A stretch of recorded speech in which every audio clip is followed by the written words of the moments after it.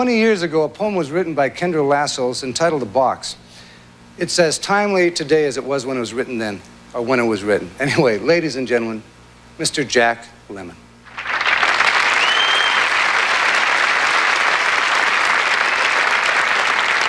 Once upon a time, in the land of Hushabye, around the wondrous days of yore, they came across a sort of box, bound up with chains and locked with locks, and labeled, "Kindly do not touch. It's war."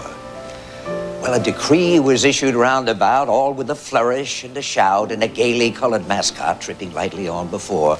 Don't fiddle with this deadly box, or break the chains, or pick the locks, and please, don't ever mess about with war. Well, the children understood. See, children happened to be good and were just as good around the time of yore. They didn't try to pick the locks or break into that deadly box, and they never tried to play about with war. Mommies didn't either. Sisters, aunts, nor grannies neither, because they were quiet and sweet and pretty in those wondrous days of yore. Well, very much the same as now. And not the ones to blame somehow for opening up that deadly box of war. But someone did. Someone batted in the lid and spilled the insides out across the floor, a sort of bouncy, bumpy ball made up of flags and guns and all the tears and the horror and the death that goes with war. It bounced right out. It went bashing all about, bumping into everything in store. And what is sad and most unfair was that it just didn't really seem to care much who it bumped, or why, or what, or for. And it bumped the children mainly.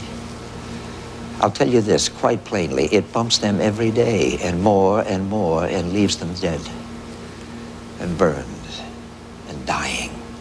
Thousands of them, sick and crying, because when it bumps, it's very, very sore.